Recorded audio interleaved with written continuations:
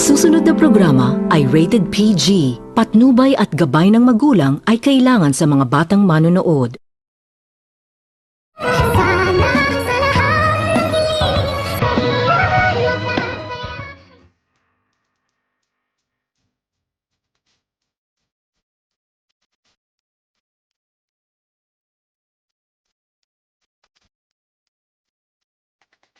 Hindi nito matanggap-tanggap ni Harry ang katotohanan na kanyang nalalaman na itong si Zoe ay kanyang kapatid sa ama sa kadahilanan na agad naman nitong sinugod ni Zoe itong si Moira sa Epix Medical Hospital at dito nang makarating na itong si Harry ay agad nitong hinanap ni Harry itong si Moira. Ngunit hindi nito nakita agad ni Harry itong si Moira sa kadahilanan na agad naman itong nagtatanong itong si Harry sa mga tauhan sa Epix Medical Hospital. Ngunit bigo itong si Harry dahil sinasabi nito sa mga tauhan na wala na umano sa Epix Medical Hospital itong si Moira. Sa kadahilanan na malungkot itong si Harry na lumabas sa Epix Medical Hospital, ngunit hindi nito sukat akalain ni Harry ng kanyang makasalubong itong si Moira kung kaya't hindi ito nakapagpigil itong si Harry sa kanyang sarili at agad nitong pinagsabihan ni Harry itong si Moira na hindi umano nito matatanggap ni Harry na kapatid itong si Zoe dahil anak umano ito ni Moira. Sa kadahilanan nagulat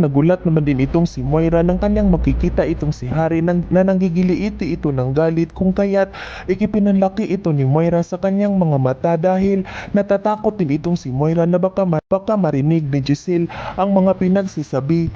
ni Harry sa kanya. Sa kadahilanan na agad naman din itong nilapitan ni Moira itong si Harry at agad nitong sinabihan ni Moira na tumigil na umano ito sa kanyang mga sinasabi dahil hindi naman umano totoo ang kanyang mga nalalaman at agad naman din itong tinanong ni Moira kung kanino naman umano nito nalalaman ni Harry ang mga sinasabi nito sa kanya at dito agad naman din itong sinagot ni Harry na galing umano mismo sa bibig ng kanyang daddy na itong si Dr. Carlos dahil inamin na umano ni Dr. Carlos ang totoo na magkapatid umano sila ng ama ni Zoe. Ngunit hindi umano ito matatanggap ni Harry dahil kakaiba umano ang ugali ni